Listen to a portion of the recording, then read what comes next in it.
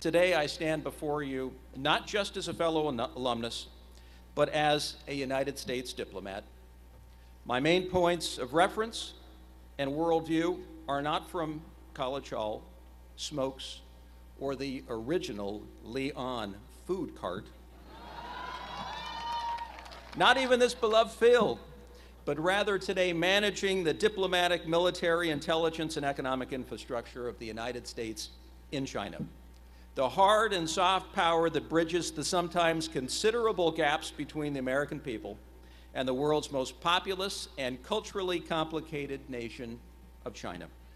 But make no mistake about it, the years ahead for both countries will hold a mix of promise and peril, euphoria and depression, where the most important stabilizing element will be holding true to our values of liberty, human rights, equality, and rule of law, and more effectively identifying our shared interests. In Chinese, they would say, 互相帮忙,互相学习,沟通进步.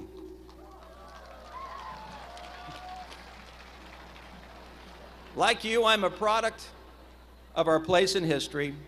So first, some perspective, and then some advice, which I offer in great humility, knowing that my own failures and shortcomings in life are probably no different than yours.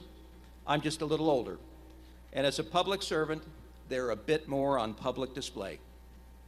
My earliest memories were Vietnam, civil rights, the Beatles on the Ed Sullivan Show. It was a time of tumult, uncertainty, and great change. So much so that many wondered, with the assassination of beloved leaders, the overhang of imminent nuclear war, a failing economy, troops deployed in a foreign quagmire, and the resignation of a president, if our nation would ever survive. It has survived, like every generation since independence.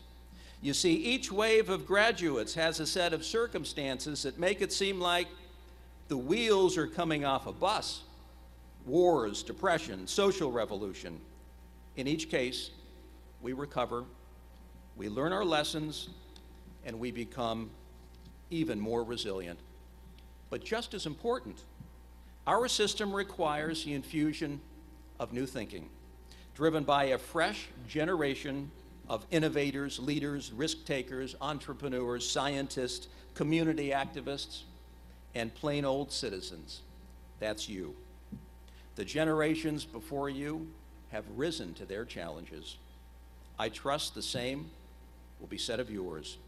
So the world you now step into, regardless of your point of origin on the globe, should be cause for excitement, not fear.